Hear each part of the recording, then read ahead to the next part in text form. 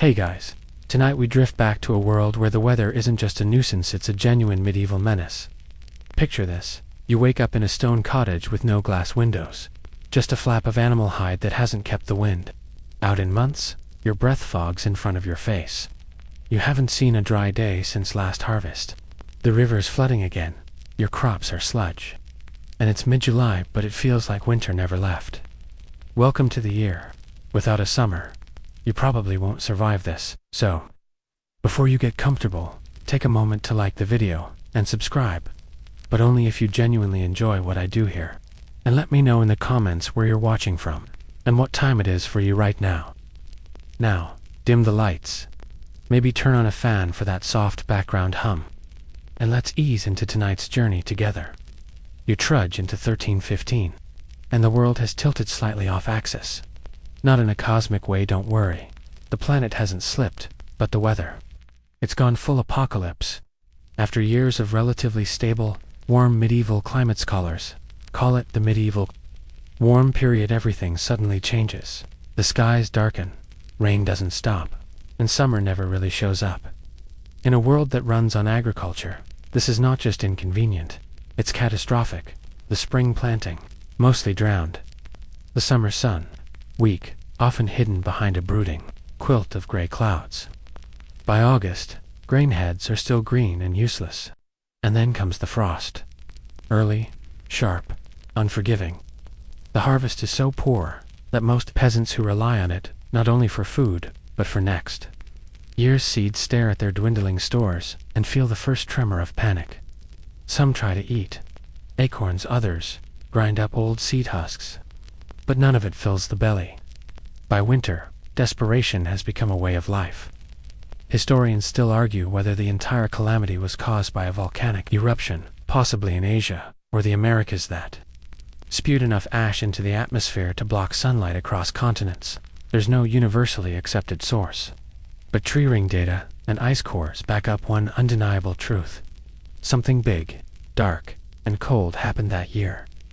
You wrap your tattered cloak tighter, shoulders hunched under the relentless drizzle. There's no such thing as waterproof. Your boots, if you even own a pair, have gone soft with rot. At night, rats scurry under your straw mattress looking for crumbs. You'd chase them off, but you're too tired, too hungry. Even the nobles, those seemingly untouchable for you, aren't faring well. Their granaries are stocked, sure, but grain won't grow forever in a wet cellar. Mold creeps in. Meat spoils. Even the hunting grounds are eerily quiet. The animals are sick or have fled somewhere warmer. If you're lucky, a starving fox might end up on the spit. If you're unlucky, it's your neighbor's dog. You might think you could just move south, maybe to warmer lands. But this isn't modern Europe. Borders are drawn by kingdoms, duchies, and barons, with a fondness for tolls and swords. Plus, with no real transportation infrastructure, your only vehicle is your own two blistered feet. Still, word travels even when bodies don't. People whisper of entire villages washed away by swollen rivers, of mass graves dug by moonlight, of children born with sunken eyes and brittle limbs. And those are the ones who live long enough to be born at all. You hear rumors in the marketplace, what's left of it, about monks who believe God has turned his face away, that this is punishment for sin. Some agree. Others start looking for scapegoats. The weather is changing, and with it, the social fabric starts to fray. But right now, your concern isn't theology. It's that you haven't eaten a full meal in 3 days. And the only thing growing in your family's fields is moss. Still, the strangest part of this year without a summer isn't the misery, it's the way it keeps going. 1 year becomes 2. 2 becomes 3. Rain after rain. Crop failure after crop failure. It's not a single freak season. It's the beginning of something longer. Something colder. The medieval calendar is obsessed with saints and feasts. But now, each feast day is marked by empty tables. No lamb. No wine. No wheat. Just the gnawing guilt of surviving when others haven't. And still the sky won't clear. You begin to dread the sound of thunder, not because of the lightning, but because of what it means. More rain, more rot, more ruined chances. Somewhere, a monk records in ink what he sees from his cold monastery cell in this year. There was such want of bread that the people, like dogs, devoured one another. That sentence is real, scratched into parchment with shaking hands. But whether people really turned to cannibalism this early in the crisis, historians still debate it. It might be chronicler flair, or it might be a dark truth, better left unsaid. Either way, the weather has made it clear. Life in the Middle Ages is no pastoral fantasy. It's a gauntlet, a trial, a test of human stubbornness against the raw tantrums of nature. And tonight, as you lie in a damp blanket with the wind howling outside, you wonder how many more nights like this must pass before the sun returns. You wake before dawn because your stomach won't let you sleep. It growls and aches like a caged animal, but there's nothing to offer it. The loaf of bread you had last week is a memory now chewed too quickly, crumbs fought over. This morning, your mother boils nettles again, this time with a few shriveled turnip skins. The pot smells like wet socks in desperation. The fields are ruined. It's not just your patch of land. Everyone's in the same muck. And I mean muck literally. The earth is thick with standing water, too soggy to plow, too cold to yield much. Of anything, no barley, no rye. Maybe a few stunted beans if you're lucky. The seeds rotted before they ever had a chance. Grain, the backbone of your diet, is now so scarce it's worth more than gold in some places. The little that exists has been hoarded by lords or monasteries, hidden in locked storehouses, guarded as fiercely as a king's treasure. You've heard whispers of peasants caught, stealing a handful of flour and having their fingers chopped off as punishment, because without food, even mercy starves. Historians often gloss over how utterly fragile the medieval food supply was. There's no refrigeration, no mass transportation, no industrial farming. What grows locally is all you've got, and when that fails, there's no shipment coming from somewhere else, no aid trucks, no safety net, just your neighbors, who are just as hungry as you. People begin to improvise. A famine bread recipe spreads from village to village. It's made from crushed bark, old oats, and lichen, sometimes even clay. And no, it does not taste like sourdough. It clings to the roof of your mouth like dirt, and leaves your belly in knots. Still, it's food. Sort of quirkier still. Some households begin eating pigeonstone soup. That's not soup made from pigeons, no. It's soup made for pigeons, literally. You boil rocks and weeds, toss in whatever seeds you can scavenge, and hope the broth satisfies. It doesn't, but it keeps you alive. If you're lucky, your village may have a nearby forest, but even foraging isn't easy. Every bush has already been stripped clean.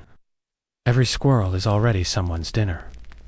You once saw two boys chasing a hedgehog with sticks, not to play, but to catch and skin it. As days stretch into weeks and months, a quiet truth spreads across the land like mold. There just isn't enough to go around. Some villages hold lotteries not to win anything fun, but to decide who eats and who waits. You might draw the short straw and watch your younger siblings get your portion while you pretend not to mind. Or you might draw the long straw and spend the whole night wrestling with guilt. People who once were known for their hospitality, farmers, widows, even monks, start bolting their doors. When survival becomes the only goal, charity dies first. In towns, things aren't any better. The market stalls stand mostly empty. Meat, if you see it, is likely spoiled. Fishmongers sell eels with clouded eyes. Bread loaves are smaller and more expensive, often filled with sawdust to bulk them up. Bakers are caught scamming desperate customers, and a few are dragged out into the street and beaten. And yet, despite the misery, the tax collectors still come. The king's men don't care that your cows drowned in the spring floods, or that your barley froze before harvest. You owe, and if you can't pay in coin or grain, they'll take your tools, your firewood, or even your children. Historians still argue whether these widespread tax collections during the famine years accelerated social unrest, possibly paving the way for uprisings a century later. Some call it administrative blindness. Others call it cruelty. Whatever it is, it teaches you a simple lesson. Nature might be trying to kill you, but bureaucracy definitely is. You try praying. Everyone does. The local priest holds extra masses, sometimes twice a day. People crowd into the cold church. knees pressed to the damp stone floor, chanting in Latin they barely understand. They beg for the rain to stop, for the sun to shine, for God to forgive whatever terrible sin brought this upon them. But the skies remain stubborn, and so do the storms. And as you leave one such service, a friend leans close and murmurs a dark joke in your ear. What do we do when there's no wheat left? You shrugged. He smirks. We grind up the bones of the dead. Lots of those lying around. You want to laugh, but your stomach twists too hard. Is it really a joke? Or is he testing the idea? One night your family shares a meal of boiled cabbage and shoe leather. Literally, it's an old boot. Scraped clean, boiled for hours to soften the hide. You try to chew the heel and pretend it's beef. You fail. This is when the hunger gets weird. Your body starts craving strange things: dirt, chalk, candle wax. Your teeth feel loose. Your joints ache. When you stand up too fast, the world sways like you're at sea. Malnutrition is eating you from the inside out. And it's not even the worst of it. That's coming next. Because when enough people go hungry for long enough, something dangerous starts to bubble under the surface. Rage. Rage at the lords, the priests, the clouds, even at each other. And when enough rage gathers, it doesn't just simmer, it explodes. But for now, you just pull your blanket tighter, if you even have one left, and close your eyes against another rain-lashed night. Tomorrow, you'll try again to find something edible. You haven't seen a full meal in weeks, but tonight, the village is quieter than usual. Too quiet. There's a silence that stretches between the cottages, settling like frost on thatched roofs.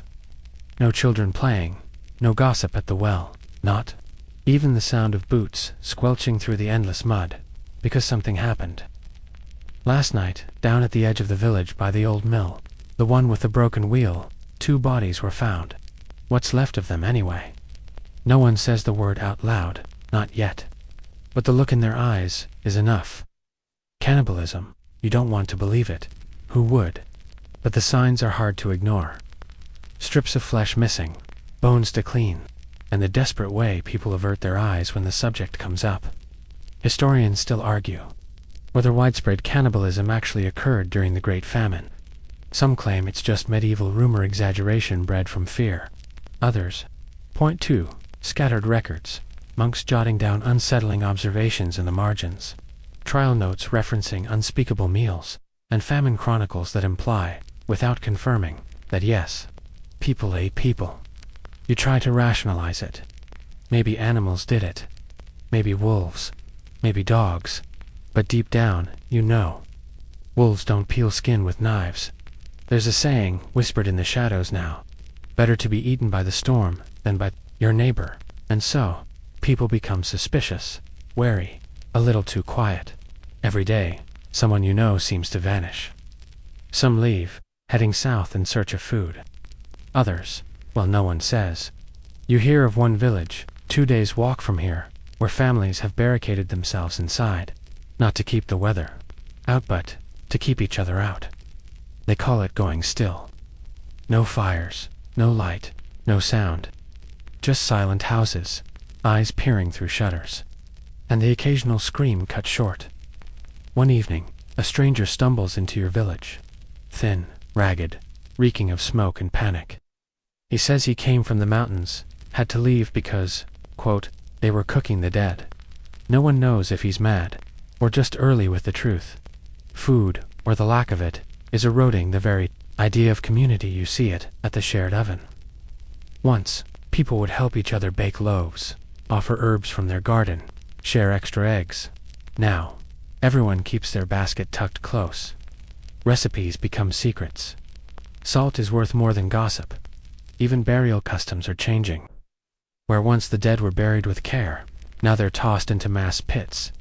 Not out of disrespect, but necessity. There are too many bodies, too few gravediggers, and too much fear. There's even talk that some graves are being reopened. But no one wants to know why. Still, amid this darkness, strange traditions pop up. You pass by a cottage with a curious wreath of onions and dried roots hung on the door. The woman who lives there says it keeps away the hunger spirits. You'd laugh, but your ribs hurt when you do, and honestly, You're not sure she's wrong. A quirkier belief involves hanging chicken bones over your bed. The idea, if you feed the spirits of famine, they'll pass your house by. It's a bit creepy, but in times like these, even superstition feels like insurance. And speaking of chickens, those are long gone, either eaten, traded, or simply died from the cold. You haven't seen an egg in weeks. When a traveling merchant claims he's got fresh ones, villagers nearly trample each other in the scramble. Someone gets stabbed over a yolk. Meanwhile, the local priest tries to maintain order. He says hunger is a test, that fasting is a virtue. But you notice he still looks well fed, not plump, exactly, but his cheeks haven't sunken in like yours. Makes you wonder what he's hiding under that robe. He preaches against desperation, against theft, against, well, eating the dearly departed. But he also admits something grim. Even the saints don't seem to be answering. It's not just your village either. Reports from nearby regions sound eerily similar. People eating grass. Mothers abandoning infants they can't feed. Whole families walking into forests and not returning. When they say, went into the woods, they don't mean for a stroll. They mean to disappear. You recall one merchant, right before he left town, saying there was a village up north that turned to a kind of grim lottery. They drew lots when the food ran out. Whoever lost became the next meal. You scoffed. You had to scoff. But now, every time someone reaches into a hat or passes around a basket, your throat goes dry. The hunger is changing everything. Not just bodies, but minds. You wake one morning from a dream where you were chewing something tough and stringy, only to find you'd bitten your own arm in your sleep. You laugh it off. For now, even animals seem to sense the shift. Dogs stay away from people. Cats vanish. Birds roost higher in trees. It's as if they know what humans are starting to consider. And then, there's the silence. Not just quiet like before, but a hollow kind of stillness. Even the wind seems to whisper. Differently, you find yourself listening for the sound of chewing behind walls. For sobs in the night. For footsteps that don't quite match a human rhythm. At some point, your own hunger becomes a dull throb. You stop feeling it. Or rather, you always feel it, but you grow used to the sensation. You carry it like a sack over your shoulder. A constant, aching companion. But that doesn't mean you're safe. Because the real danger isn't your own desperation. It's everyone else's. Rain again. You hear it before you open your eyes. The steady patter on the roof, dripping through holes in the thatch, and plinking into puddles on the floor. It never stops. Not for a day, not even for an hour. The whole world feels soggy and swollen, like some great sponge left out too long. But today, it's not just rain. It's thunder, and that means panic. The villagers are already gathering in the square when you arrive. Some of them barefoot, some half-dressed, all of them soaked. Through and muttering prayers. The local priest clutches his crucifix like it's a sword. His voice trembles as he calls everyone to kneel and beg forgiveness, not for a storm, but for whatever sin summoned it. You look around and realize something strange. They think the weather is angry, and in a way they're right. Back in the Middle Ages, weather wasn't just meteorology, it was moral judgment. Thunderstorms weren't atmospheric disturbances. They were fury from above. Rain didn't just flood crops, it punished the unworthy. And when the skies wouldn't stop crying, people assumed God had a very good reason. Today, your neighbor is the reason, or at least, that's what the crowd thinks. She's an older woman, lives alone, talks to herself, has a black cat, obviously. She also owns the only dry house in the village, thanks to some clever patching, and probably pure luck. But that's suspicious. Too suspicious. So now she's being dragged to the center of the square. You wince as you see her knees hit the mud. Her gray hair is matted to her face, and she's already crying. People scream over each other. Someone holds up a dead chicken and shouts, "Her stew was too fat for times like these." That's all it takes. They don't kill her, not yet, but they tie her to the old whipping post and pelt her with spoiled vegetables. Some rocks, too. You want to look away, but you can't. Because part of you wants to make the storm stop. And part of you is terrified it won't. Historians still debate. How often medieval weather events led to public punishments like this? Some suggest they were rare outbursts of fear. Others argue they were regular, ritualistic attempts to bargain with the sky. You'd believe either. This time it's just a beating. But next time people whisper of burnings, of drownings, of scapegoats offered to angry clouds. And it's not just your village.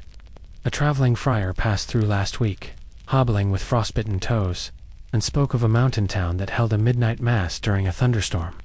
Not for prayer, but for penance. Every man, woman, and child took turns crawling through mud to kiss the church steps, hoping God would notice and spare their barley fields. The friar said they all caught pneumonia. Only half of them survived. You don't doubt it, because rain, like this, isn't just bad luck, it's a curse. It seeps into your walls, into your bones, into your thoughts. It warps wood, softens bricks, collapses cellars. The bread mold grows faster than you can scrape it. The firewood never dries. Even your clothes begin to mildew. You smell like damp wool and sour fear. People begin to turn to folk remedies, ancient, some downright ridiculous. One man insists that beating the ground with birch branches will wake the sun. Another suggests hanging entrails from trees to confuse the weather spirits. A third simply walks into the rain with his arms outstretched, screaming, "Take me instead." No one stops him. One quirky solution that actually gains traction is weather charms. These are small trinkets, bits of metal, bones, dried herbs in cloth and worn around the neck. You make one yourself, just in case. It doesn't work, obviously, but it gives you something to believe in, or maybe something to blame when things go wrong. One morning, lightning strikes the church steeple. The villagers take this as a sign of what, exactly, depends on who you ask. Some say it means the priest has fallen out of favor. Others believe it's the devil himself trying to tear down God's house. Either way, no one repairs the damage. The hole remains a dark wound in the sky. You start to notice the animals acting strange. Chickens refuse to lay eggs. Cows produce sour milk. Pigs scream at nothing. Even the dogs are twitchy ears, always cocked, as if they can hear something, coming long before you do. And the weather doesn't let up. Flooding becomes the new normal. Crops drown in their furrows. Potatoes rot underground. Paths turn to rivers. A simple walk to your neighbor's house now requires a plank and a prayer. Historians note that this period, 1315 to 1317, was marked by unusually heavy and persistent rainfall across much of Europe. Modern theories suggest changes in the North Atlantic Oscillation, volcanic activity, and even solar cycles. But medieval folks didn't have satellite data. They had fear. They believed that someone, somewhere, had offended the heavens, and they were determined to find out who. Every community had their own rituals. In some regions, people tried to whip the sky, literally. They would stand in fields during storms, lashing the air with sticks or flails, screaming curses at the clouds in the hopes of driving them away.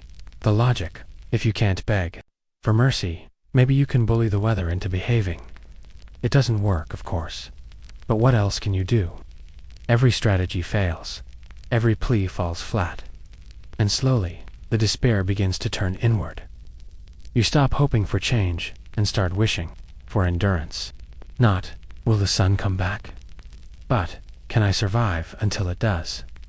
At night, you lie awake listening to the storm lash the roof. You think of the woman who was whipped in the square, of the man who walked into the rain. You think of the river rising higher each day, of the thunder louder each night. And you wonder, if the storm really is angry, what will it take to satisfy it? It's late January now, but the calendar barely matters. Winter and summer have started to blur into one long, miserable season. Cold. Everything is cold. Your clothes, your food, when you have your thoughts. Even the inside of your home feels like the outside. But then something strange happens. The river freezes at first. No one believes it. Surely it's just a crust, a trick of the early morning frost. But then a child walks across it. Then two. And by midday, the entire village gathers on the bank, watching their wide, muddy river gleam solid under the pale sun. You step onto the ice with trembling feet, bracing for a crack. but nothing happens. It holds. Thick, silent, unshakable. The Thames did this too, far off in London. Historians still record those bizarre episodes, frozen winters so harsh that the mighty Thames became a stage for impromptu festivals. Frost fairs, they called them. People set up stalls right there on the ice.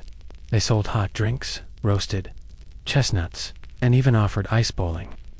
There's one record of a pig roast on a sleigh, sliding past a fiddle band. Because if your economy freezes, you may as well roast something on it. But here in your village, it's less a fair, more a survival strategy. The frozen river is a miracle. It opens a road no cart ever could. Merchants begin using it to bypass flooded trails. Fishermen cut holes through the ice and drop lines, hoping for anything back. Some folks dig up old skates or strap bones to their boots to glide from one end of the village to the other. It's beautiful, in a way. Icy, yes, but beautiful. For a moment, the frost has given you something back. A path, a purpose, a frozen stage on which life can stumble forward. But beauty, as always, comes with consequences. With the river frozen, trade slows in the larger towns. Barges can't move. Mills grind to a halt. Commerce hiccups. Markets shrink. And in a world where supply chains are already as fragile as a soup bowl made of straw, this means fewer goods, higher prices, and more desperate choices. You hear tales from a nearby village where the mayor tried charging tolls to anyone crossing the frozen river. People paid at first.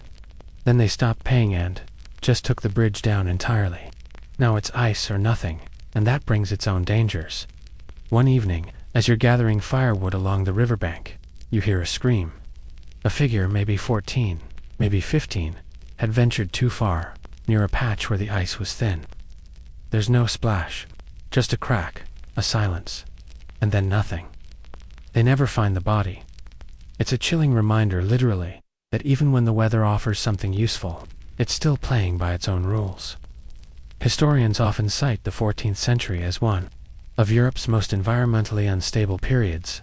The early onset of what we now call the Little Ice Age meant colder winters and wetter summers across much of the continent. And while this sounds cozy in theory, hot drinks and snow-covered roofs in reality, it was more like living inside a damp, medieval refrigerator. Carts can't move through snow-covered mud. Roads vanish under slush. Cattle die from exposure. And the food, well, cold storage isn't helpful when the cold is the storage. Some folks start salting everything. Meat, vegetables, even eggs if they have them. Salted pears, believe it or not, become a thing.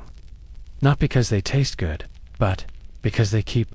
You try one. It tastes like regret. A fringe remedy gains popularity to winter stones. These are heated rocks, kept in cloth pouches, and carried inside tunics.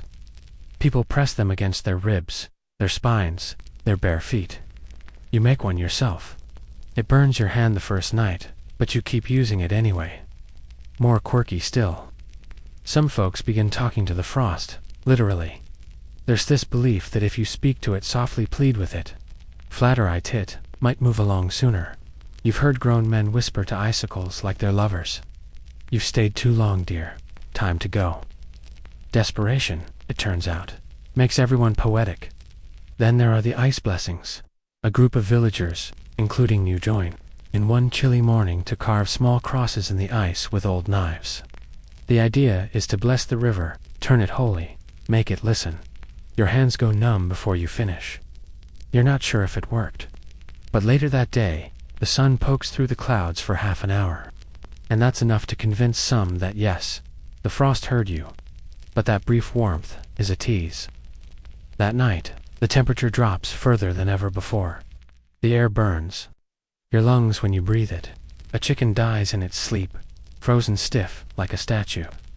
Your neighbor's dog won't come out of its straw. You hear that wolves have been spotted near the tree line. One even wandered into someone's yard, too tired to be aggressive. You'd never thought you'd feel bad for a wolf. The village huddles together more now. People double up in cottages. Children sleep 5 to a bed. Even sworn enemies might share a blanket just to survive the night. One man jokes, hell must be freezing too, and no one laughs. In the face of such cold, pride breaks down, privacy vanishes. You warm your hands by the same fire as a man who once accused you of stealing his goat. It doesn't matter now. If he still hates you, he'll have to do it from under the same quilt. But still, the cold creeps in. You can't outrun it. You can't outpray it. And every day, you wonder how long can a river stay frozen? How long can people? Eventually, something has to crack. You've always feared famine, but now you fear something more insidious. Disease. It starts subtly. A cough here, a fever there. But then bodies start piling up again, and not just from starvation. No, this is different.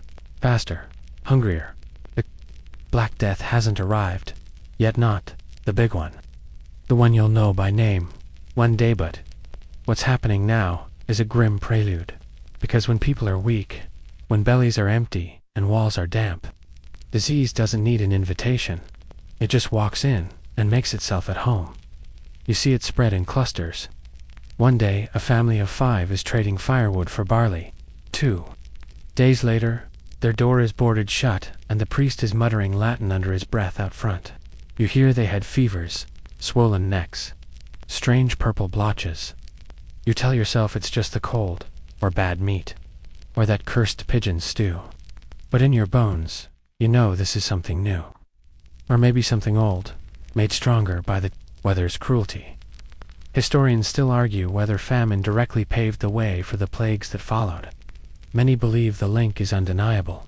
When people are malnourished, they're easier prey for pathogens. Cold, damp homes become breeding grounds for mold and rot. And human immune systems, they're limping along on barley husks and hope. In towns, the situation worsens fast. Without clean water, people drink from puddles. Without fuel, they burn dung and old clothing. When someone dies, their neighbors move in not to mourn, but to take their shoes. Disease spreads faster than gossip now. You hear of one abbey where half the monks died in a single week. Another where the corpses were left to rot because no one had the strength to bury them. Even the rats look nervous these days. In your own village, the healer, a woman with a sharp tongue and sharper herbs, tries to keep up. She brews teas, applies poultices, and mutters charms under her breath. But even she admits it's not working. One day, she takes your hand and presses something into it. A pouch of lavender, rosemary, and garlic cloves. "Carry this close," she says. "It's not magic, but it masks the stink of death." You nod and tuck it into your tunic. You'd rather smell garlic than what's waiting in the air, oddly enough. People begin to think cleanliness matters. Not full-on baths. Of course, who has water to spare? But some begin to sweep their homes, wipe the mold from corners, scrub their hands with snow. It's not science, exactly, but instinct, and maybe a little superstition. A quirky belief emerges. If you whisper a prayer while washing your hands, it purifies both the body and the soul. You do it, not because you believe it works, but because you need something to believe in. Even the church is shifting its tone. The priest who once blamed the weather on your sins now says this plague is a trial meant to test the faithful, not punish them. It's a subtle change, but you notice it. Maybe even the clergy are tired of wrath and fire. Maybe they, too, are scared. You hear rumors of traveling preachers who claim this is the end of days, that judgment is near, that every cough is a warning bell.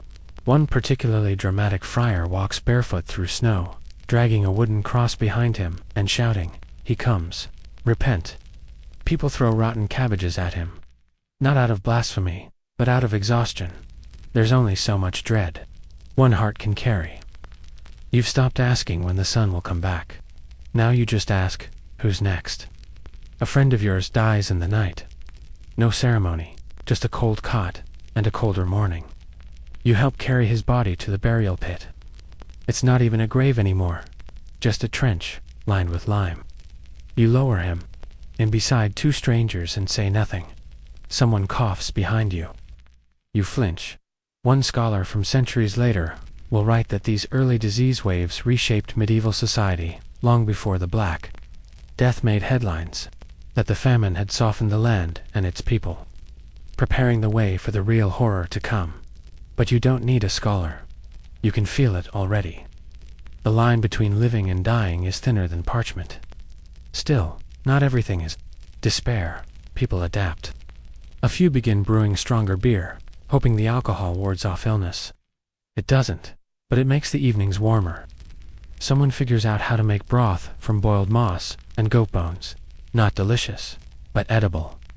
And then there's the singing. Odd, right? But on cold, sickly nights, voices rise from cottage windows. Hymns, folk songs, even lullabies. People hum to themselves while gathering twigs, or whistle while hauling water. Not because they're happy, but because silence has become too dangerous. And so you sing, too. You wrap your coat tight, walk along the frozen stream, and sing the only song you remember from before the famine started. You forget most of the words halfway through, but the melody keeps you moving. The water's creeping in again. It seeps through the ground, up through your floorboards, over the dirt path that was once your road. Flood season used to mean a few tricky weeks in spring. Now it feels like a permanent condition. The world is damp, like someone left the door open in a very soggy apocalypse. Your cottage walls are beginning to crumble. They were never strong, just wattle and daub, a blend of mud, straw, and wishful thinking. But now the rain has eaten them from the inside out. You press your palm to one side and feel it give like a sponge. The ceiling leaks in 7 places. One bucket's already full. You try patching it with old cloth and hay, but it won't hold. You remember someone once said that medieval homes were earthy, and now, quite literally, yours is returning to the earth. Worse yet, your animals are going. Your neighbor's cow collapsed in the yard last night, fell to her knees, and didn't get back up, eyes wide open, steam rising from her back, mouth stuffed with grass she hadn't finished chewing. It wasn't age or illness, just cold, wet exhaustion. Even beasts built for survival are giving up. You go to check your own animals, what's left of them. 1 scrawny goat, 2 chickens that haven't laid an egg in weeks, and a pig that eyes you with suspicion. They're miserable. You're miserable. Everyone's living in a swamp. This isn't just a bad year. It's becoming a new normal. Historians often forget the infrastructure failures of these years. Yes, starvation and disease are dramatic. But what really wears people down, what hollows out communities are the slow, soggy breakdowns. Homes that dissolve, paths that vanish, fields that become ponds. You step out to your garden and sink ankle-deep in mud. The winter cabbages have drowned.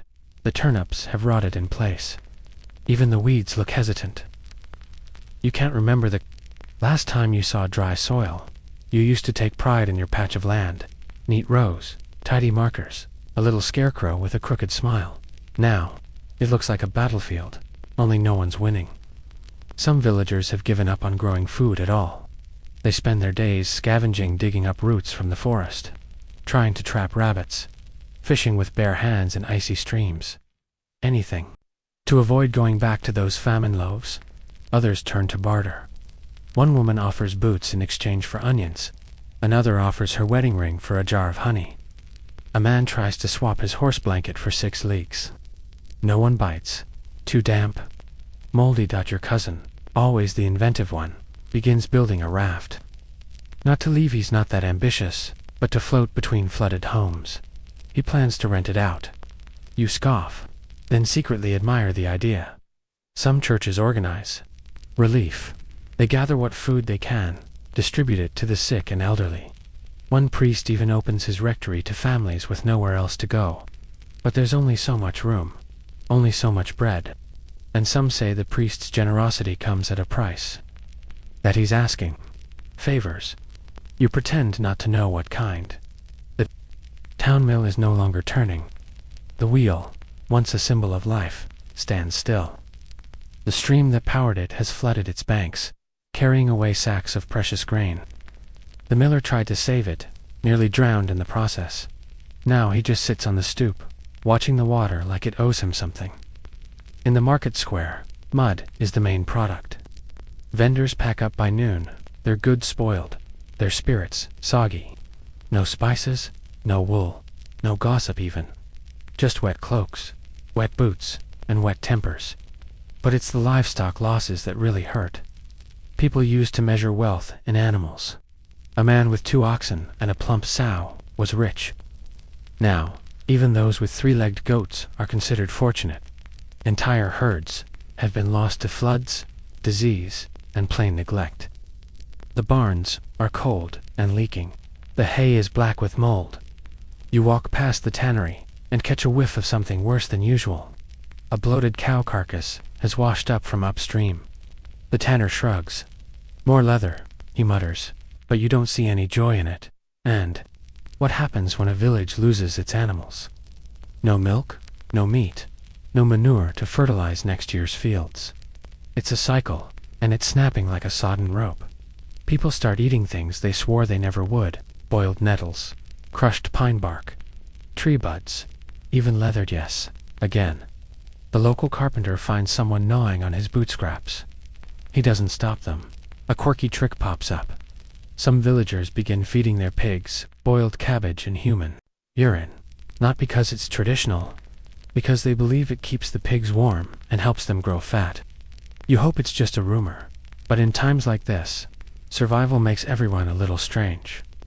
One night, lightning splits a tree near your cottage. It explodes like a firework, splinters raining across the yard. The next morning, half the village turns up to take pieces of the fallen trunk, some for firewood, some to carve charms, and one old man who claims it was struck by divine power and will protect his home from future storms. You let him have it. Why not? Historians still argue whether these flood years were a true turning point for medieval settlement patterns. Some say yes, villages relocated, towns dried up, roads were abandoned. Others think people just hunkered down and endured, like you. But either way, the water marks everything now. Your home, your clothes, your dreams. You fall asleep to the sound of dripping. You wake to the smell of mildew, and in your bones, you begin to believe what some are whispering, that the land is tired of holding you. They say the land remembers. Every field, every footstep, every stone path you lay down and walk over day after day.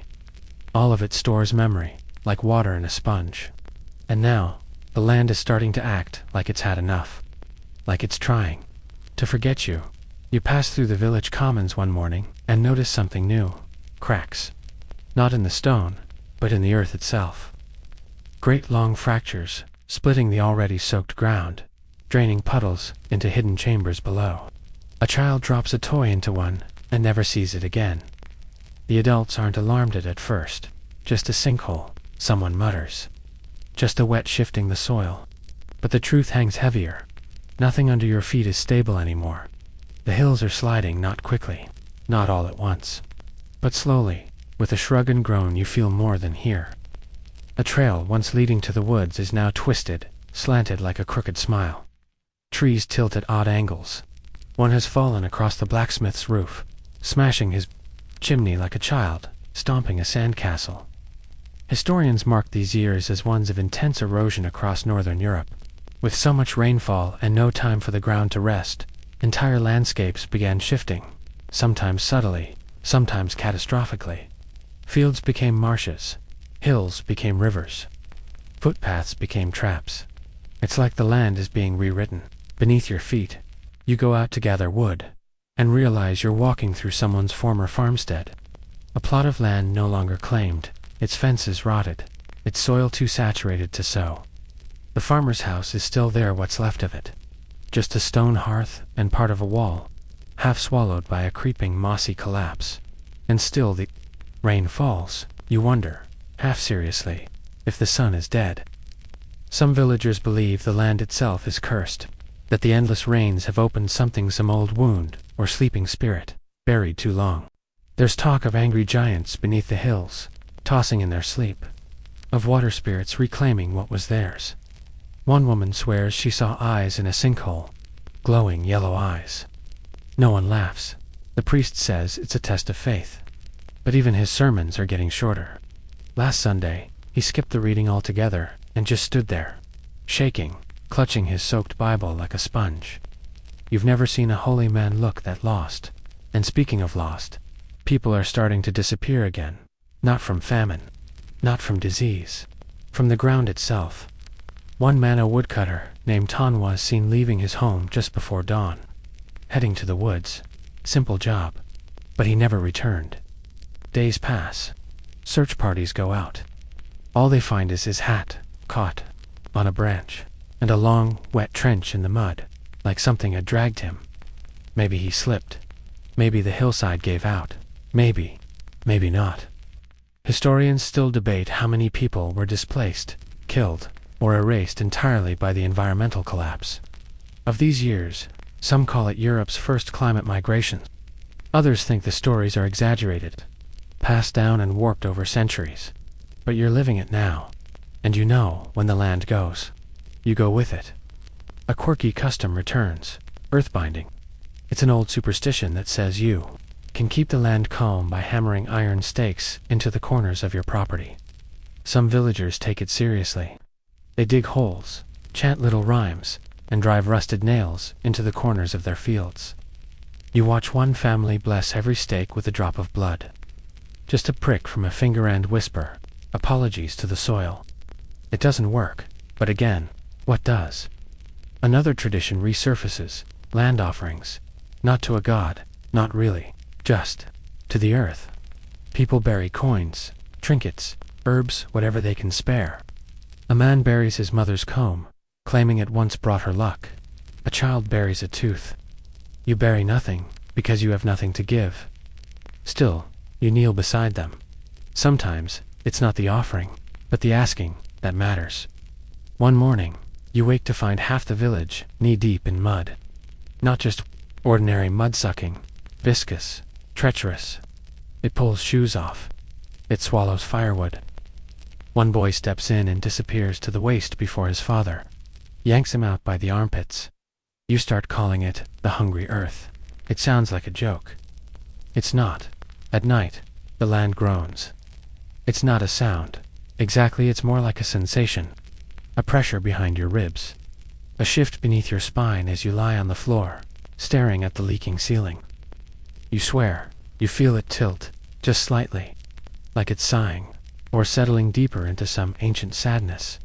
And then there's the fog, thick as wool, damp as a grave kiss.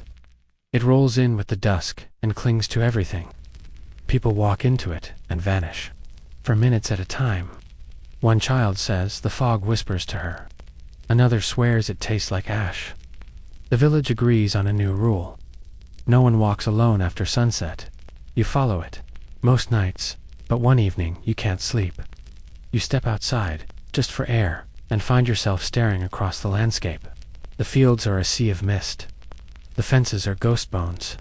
The trees huddle like mourners at a funeral. And you realize you don't recognize the land anymore. It has changed. It's not yours. Not really. And maybe it never was. You've begun to think in mud. It coats everything now. Not just your boots or your doorframe, but your mind. The way your thoughts stick, drag, loop around the same worries again and again. It's hard to plan when nothing stays still. Not the weather, not the roads. Not even time. This morning, the village bell doesn't ring, because there's no one to ring it. The bell ringer is gone, left, died, vanished. No one's sure. His cottage stands open, empty, swept clean as if someone planned to return but never did. The rope still swings gently, creaking in the wind. A ghost gesture, a muscle memory of ritual. You realize how much you relied on that bell, to mark the days, the hours, to prove that life still ticked along. Without it, time smears into gray like wet ink. What day is it? What season? You have guesses, but no certainty. Some say this is the start of the long dark. Not an official term, of course, just something people murmur when they think no one's listening. A stretch of years so muddled, so sodden, so broken, that history itself seems to forget them. No records, no dates, just mist and grief. Historians still debate whether some village populations dipped so low that entire settlements disappeared without a trace during this period. A cottage left to rot here.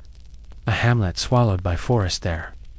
Archaeologists later stumble upon stone outlines and wonder. Who lived here? Who left? And why? You live here. You're not leaving. Not yet. But the silence is growing. The markets are empty now. Not failed, just irrelevant.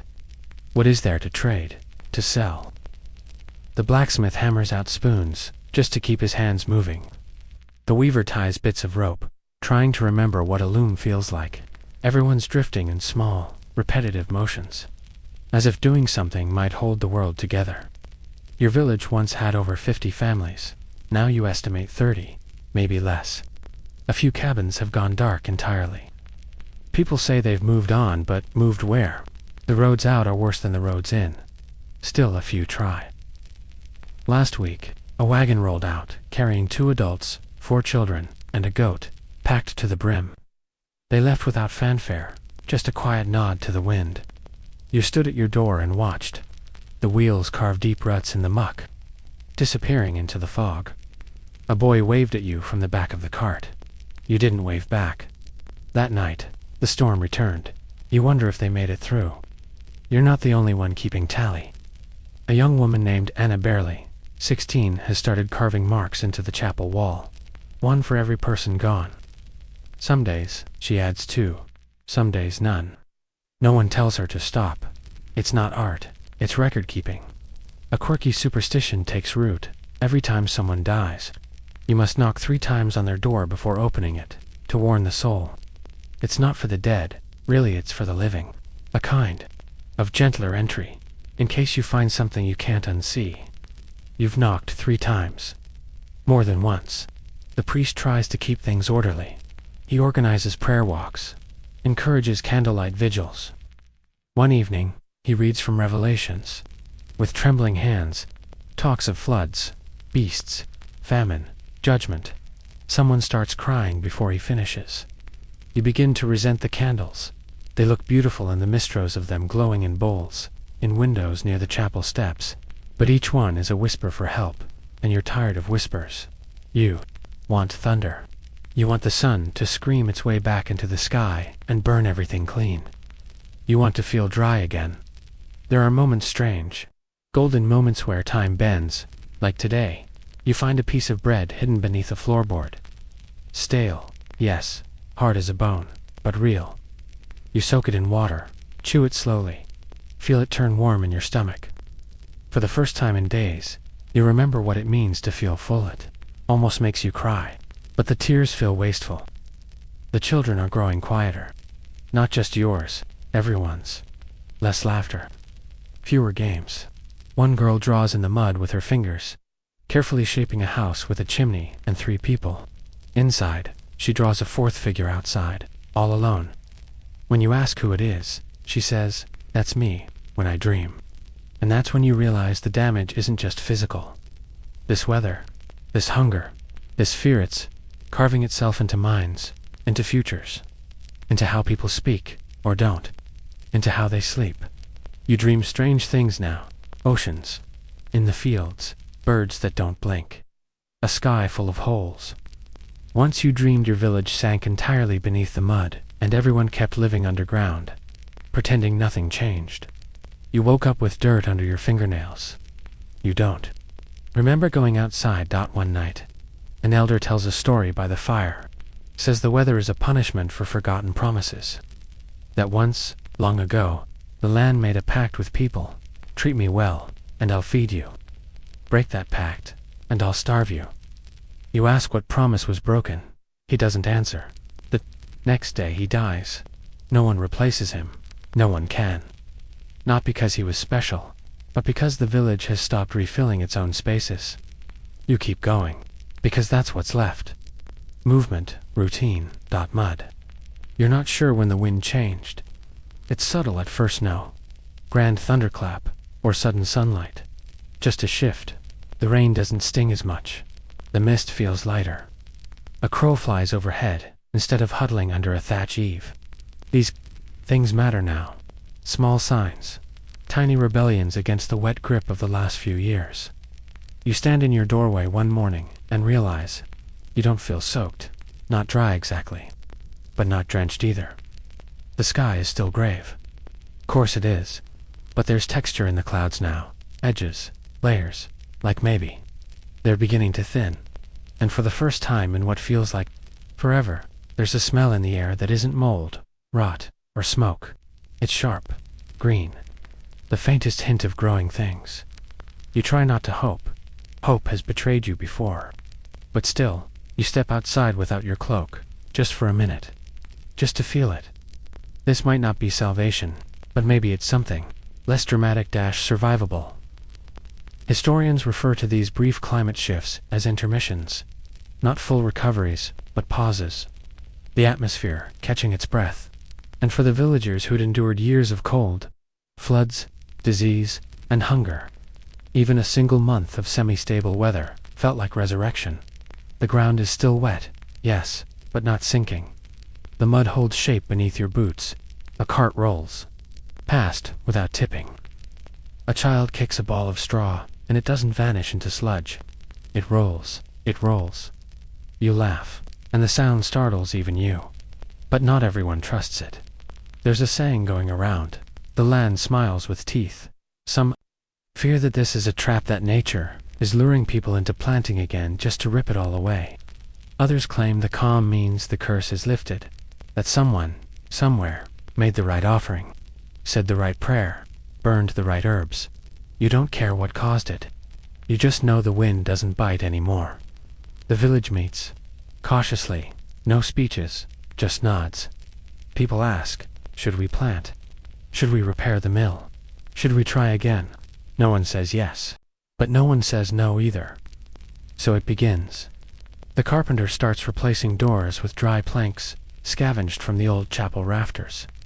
The baker attempts bread again. Flat hard, but warm. You dig into your garden for the first time in over a year, and find worms, living and squirming, and nearly cry. Worms mean the soil's breathing again. A quirky tradition revives: weather bread. People bake small symbolic loaves, and hang them on trees, an offering of sorts, hoping for steady skies. You hang one near your door. It looks ridiculous. The birds eat it. You let them. One man finds a few barley seeds he'd hidden in a jar. They've sprouted just barely. His wife insists it's an omen. He insists it's luck. Either way, they're planting. You find yourself walking more, just to see what's changed. A road that was impassable last season is now firm enough to carry a wagon. A bridge once washed away has reappeared, battered, but standing. The forest has started to hum. Again, bees, birds. The whisper of leaves not. Waterlogged into silence. You almost forgot how noisy hope can be. Still, the scars remain. The village graveyard has grown. Wooden markers lean like tired bones. The names, long since smeared by rain. You stop by one, not yours, not anyone's you knew, and place a stone on it. Just because the priest no longer talks of judgment.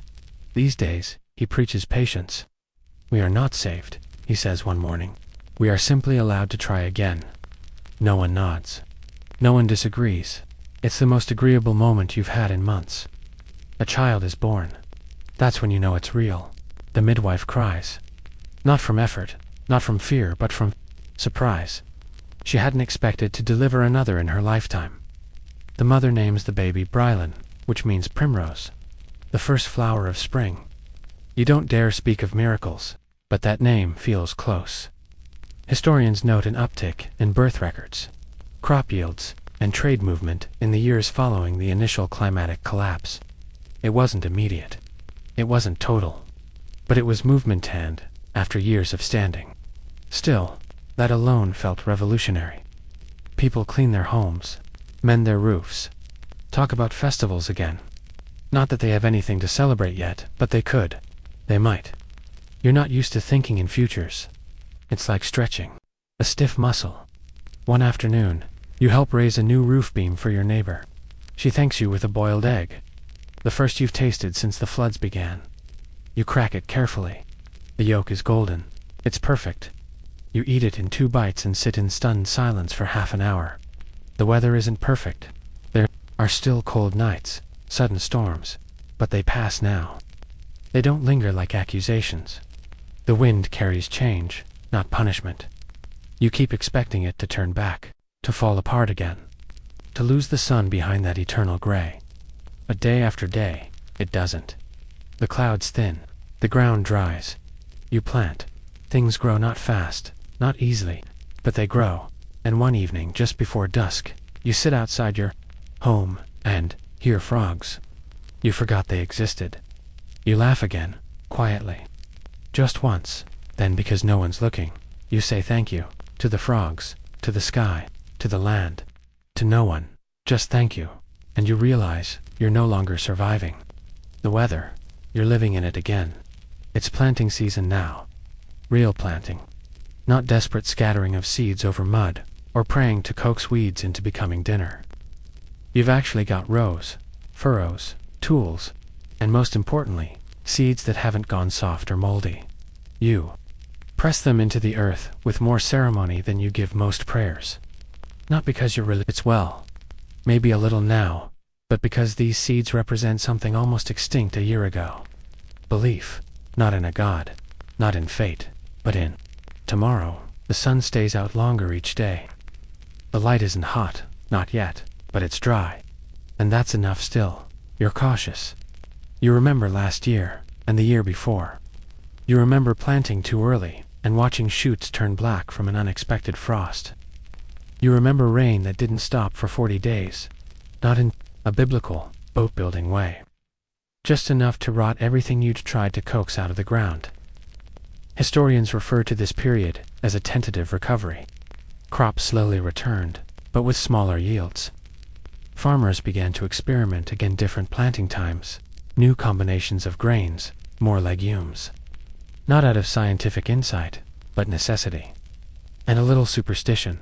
Your village does the same. You and your neighbors trade advice, sometimes wildly conflicting.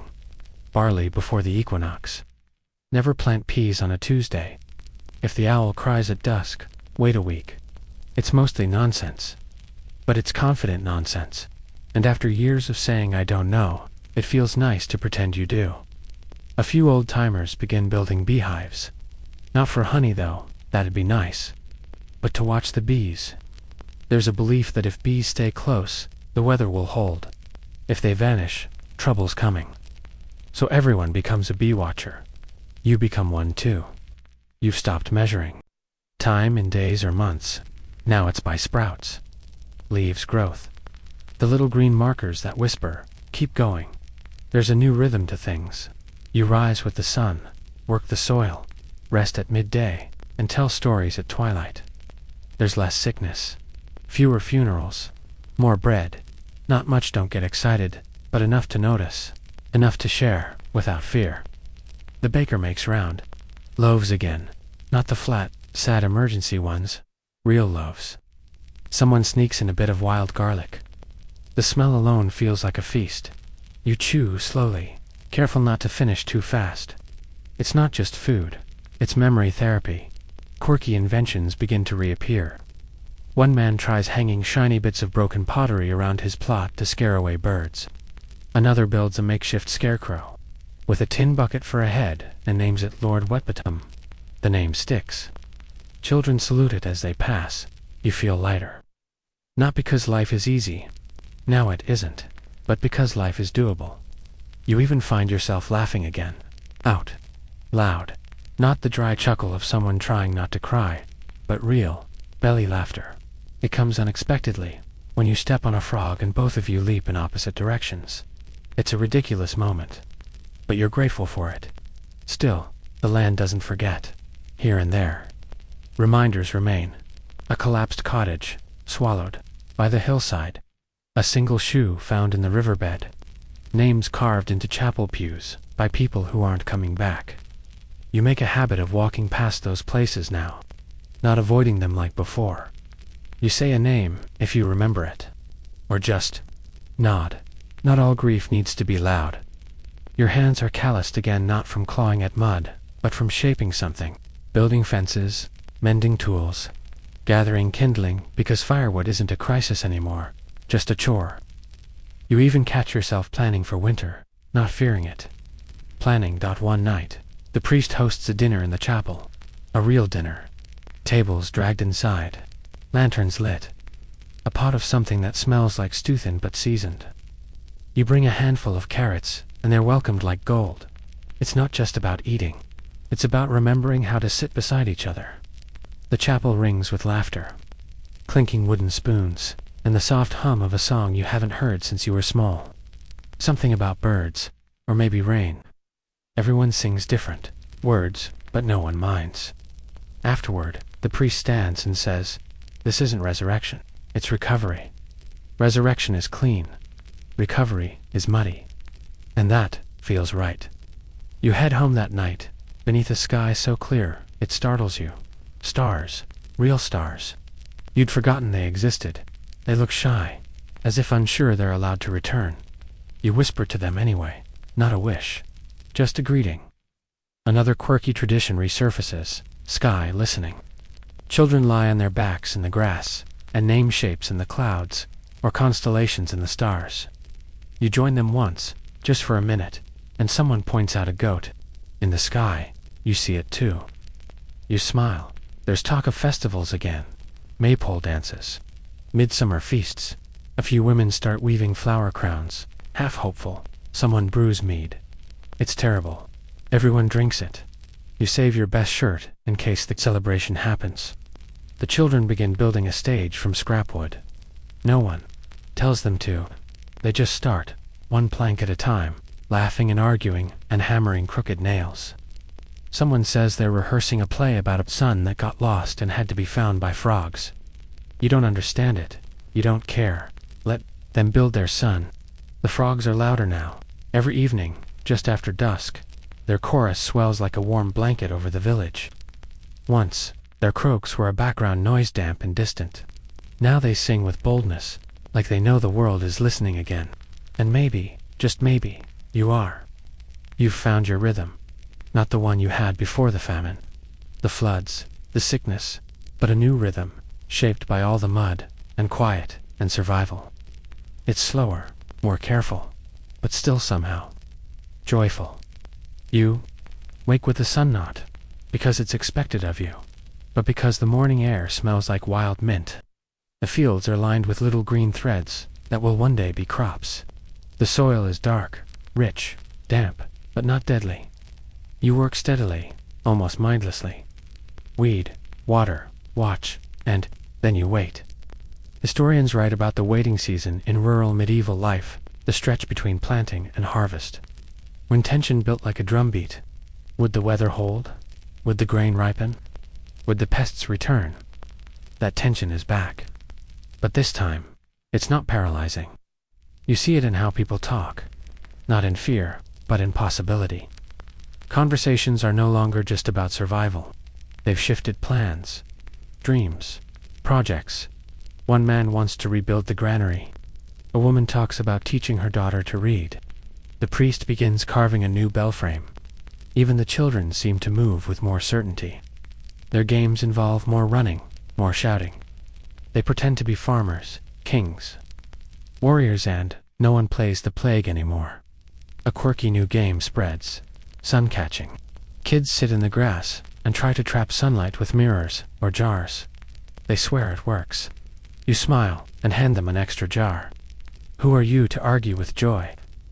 You return to your garden one evening to find someone's left a flower crown on your gate. No note, just moss, daisies, and a bit of ribbon. It's absurd. It's perfect. You leave it there. The animals are thriving again. Your goat is fatter. The chickens lay with something approaching enthusiasm. Even the pigs have stopped trying to chew the walls. A traveling shepherd passes through, his flock healthy, his eyes bright. Feels like the world's turned its face back to us. He says. You nod, unsure what to say. Because he's right. You still remember everything. Don't get too comfortable. Memory is part of you now. You remember the funerals, the hunger, the night your house flooded and you stood in ankle-deep water, holding your last candle above your head like it was sacred. But now, the candles are back on the table. Not for emergency, for light. The roads open again. Nothing grand, just a few brave traders, with squeaky carts and tired oxen. They bring salt, herbs, cloth, gossip. You hear about other villages also rebuilding, about a town upriver where someone's making cheese again. There's even talk of a fair in the summer. Not this summer, maybe, but next. It feels almost scandalous. Planning for the next anything. Historians still argue whether this period was a full recovery, or a temporary plateau before more hardship.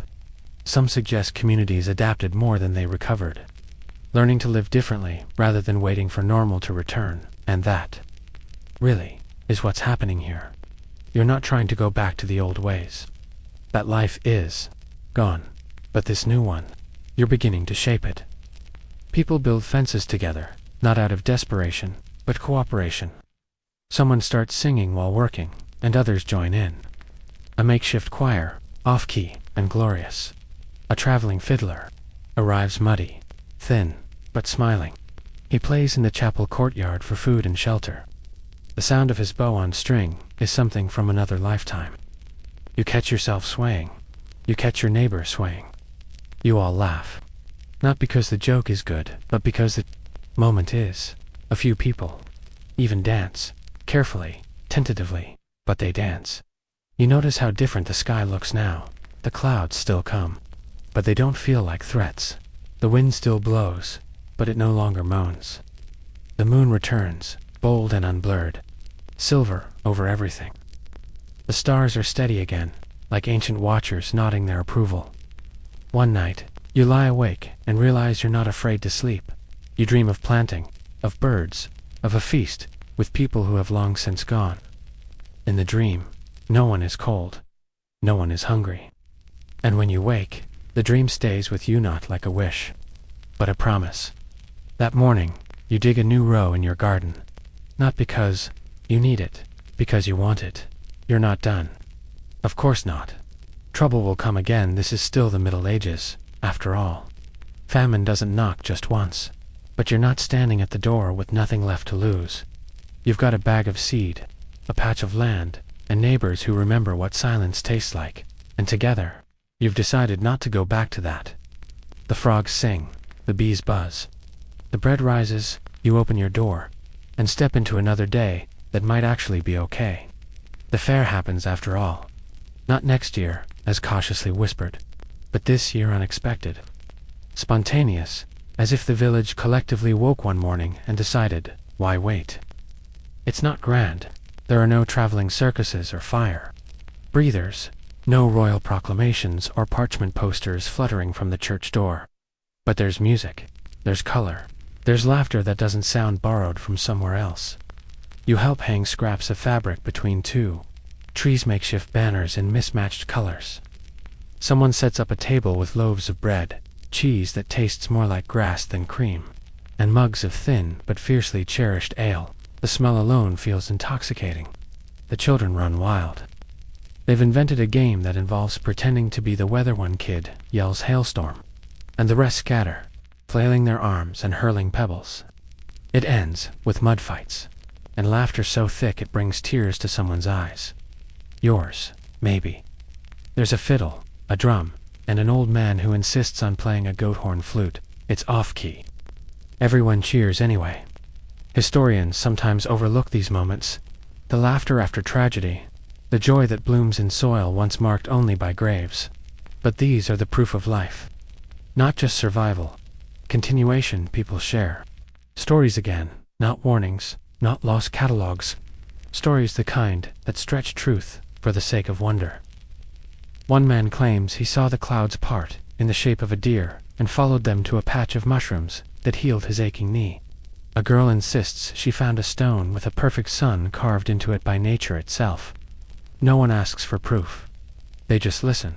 You share a story too.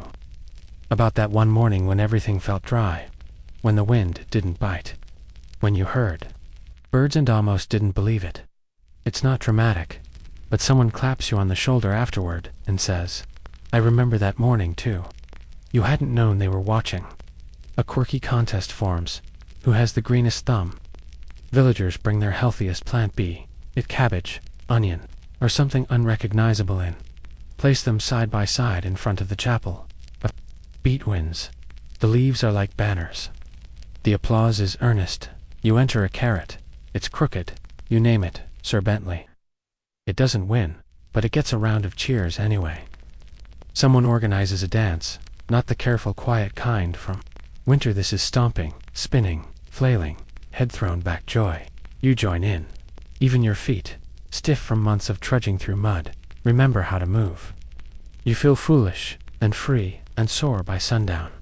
And for a moment, just one long, breath-stealing moment, you think, this is what it was all for. Every cold night, every spoiled loaf, every lost face. You endured it all to get here. To laugh under a sky that doesn't threaten, and dance on land that doesn't sink beneath you. The priest stands quietly by the chapel door. He doesn't speak, doesn't bless. Just watches, arms crossed, mouth curled into the smallest smile. Later he tells you, we've come out the other side. And you realize how much those words matter. Not because he said them, because you believe them. Historians still argue whether the late 14th century climate shift ever truly ended. Some say it paused, changed form, or simply became less lethal. Others insist people just adapted so well that the suffering faded into background noise.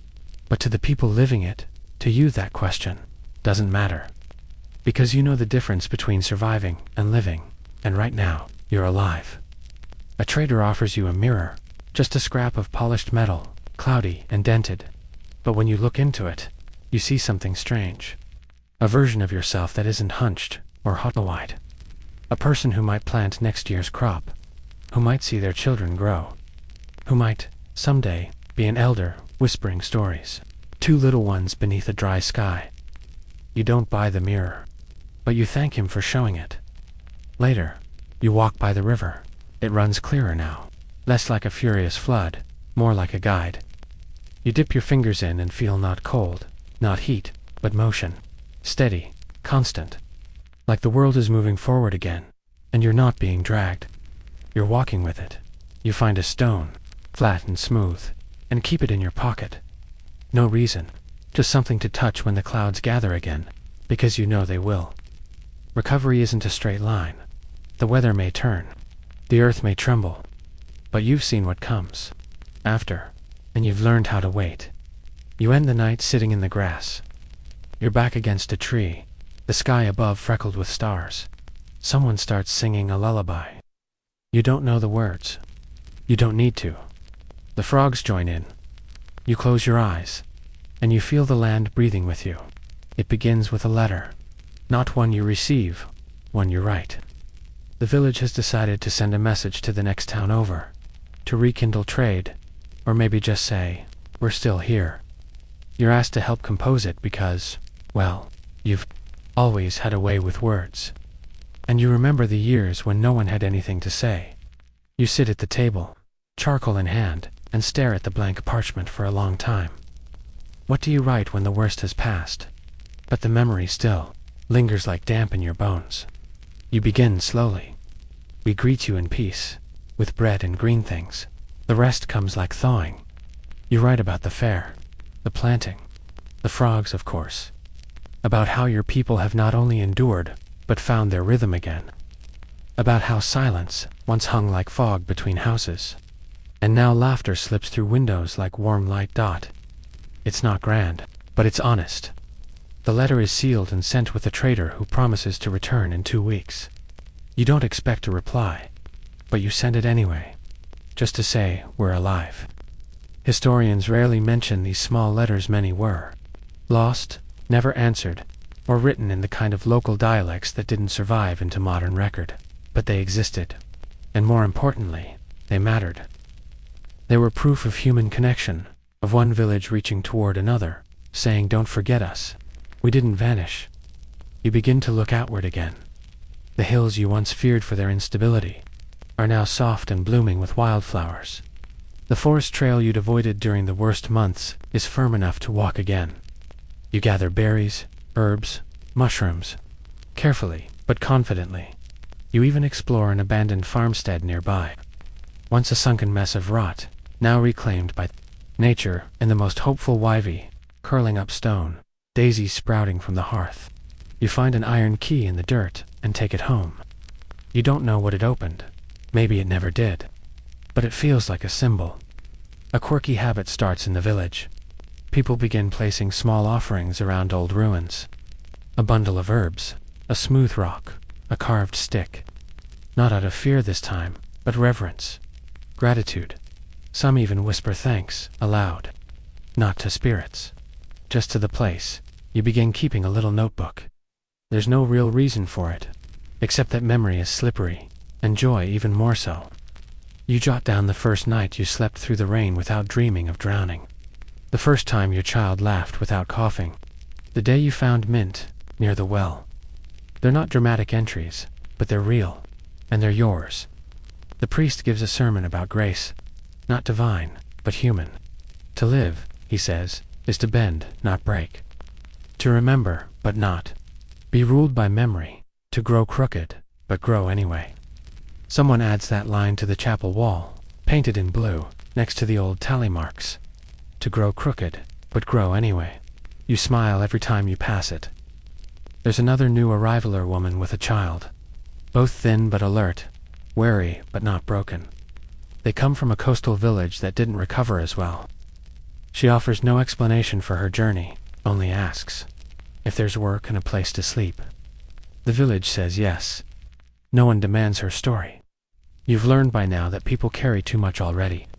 If she wants to share, she will. You help her patch the roof on the house she's given. It leaks in 3 places. You fix 2. She laughs and says, 2's better than none. You agree. The seasons shift again. This time it's gradual, almost kind. Summer fades into a dry, amber autumn. Crops are gathered with songs instead of sobs. The grain isn't plentiful, but it's enough. No one goes hungry.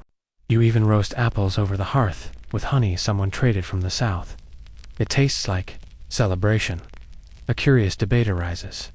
Do you celebrate the harvest or not? It seems presumptuous, risky almost. But eventually, caution loses to joy. A modest gathering is planned: simple food, simple music, one fire, and a promise to not speak of loss that night. You stand near the flames as shadows flicker across familiar faces. Faces that have aged and cracked and healed in uneven ways, but are still here, present.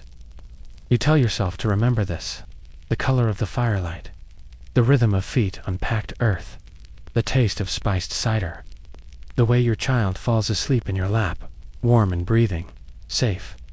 Safe. Safe. That word had felt dangerous for so long, but now it fits. Historians often overlook safety. They write about collapse, conflict, catastrophe, but rarely about quiet.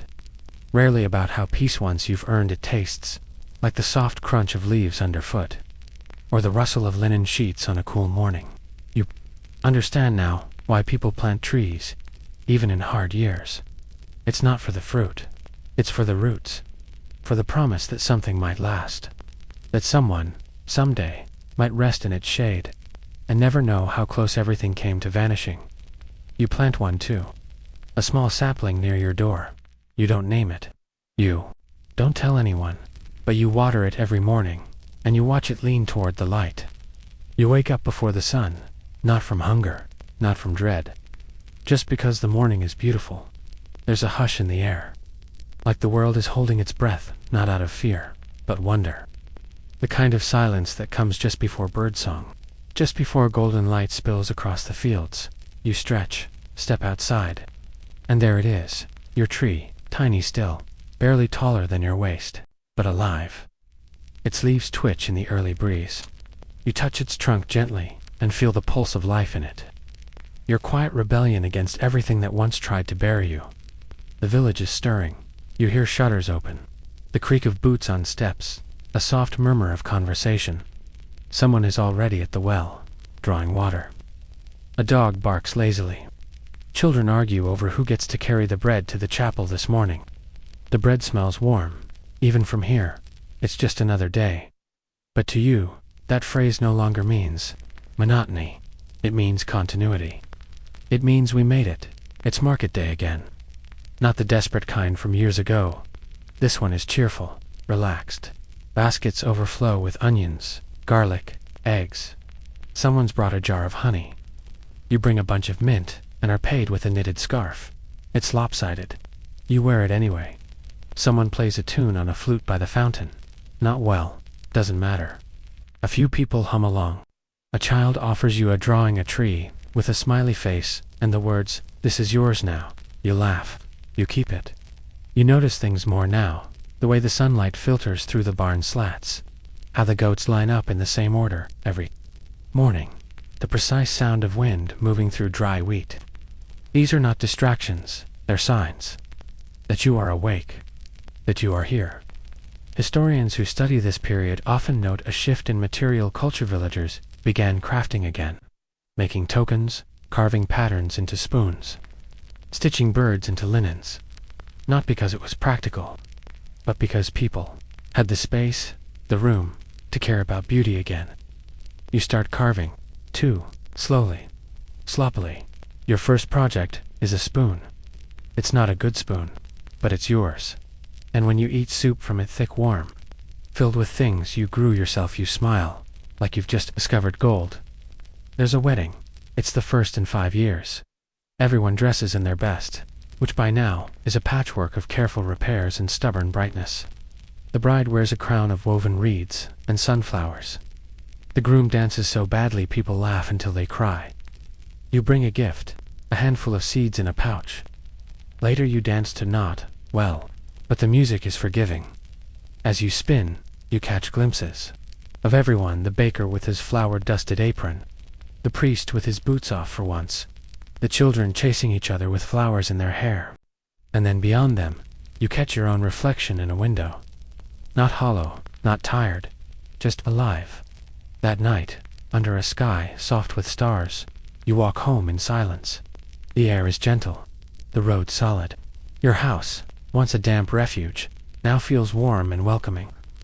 You open the door, you step inside, and you exhale. Not the tight, chest-gripping breath of survival. A full one, a breath that stretches all the way into your bones, and says, "You're safe." You sit by the hearth. There's no fire tonight, needed but the coals. Glow softly. You sip tea made from herbs you picked yourself. And you think back to the floods, to the silence, to the mud that tried to swallow everything, and to all the small moments that followed. The frogs, the stars, the laughter that began again in whispers and turned into music. You've lived through something enormous, something most people will never understand. And you didn't just endure it. You made something from it. A garden, a spoon, a life. You look out the window. The moon is full. The frogs are quiet tonight. Even they rest sometimes. You close your eyes, and for the first time in years, you don't dream of rain, you dream of morning. So now, as you lie back and let this story settle into the corners of your quiet mind, feel the weight of the world drift gently off your chest. You've walked through mud and memory, through cold and hunger, and all the way back into light. Not with haste, not with certainty, but with the quiet strength of someone who endured. Let your breath slow. Let your limbs grow heavy. Picture yourself by that tree you planted, the small one, outside your cottage. Its leaves are whispering in the wind, silver-edged and trembling in the cool night air. You sit beneath it, your back resting against its thin, hopeful trunk. And you feel the earth beneath you solid now, warm with promise. The frogs are singing again, softly this time, like a lullaby. And above you, stars scatter across a sky finally. Free of clouds, this world you've survived is still imperfect. There will be more storms, more waiting, more bending. But you've learned how to bend without breaking. You've learned to laugh again, to plant again, to dream again, and now it's time to rest. Let your thoughts wander gently. Let them dissolve like mist in the morning sun. You're safe here, you're home, and the weather, at last, is kind.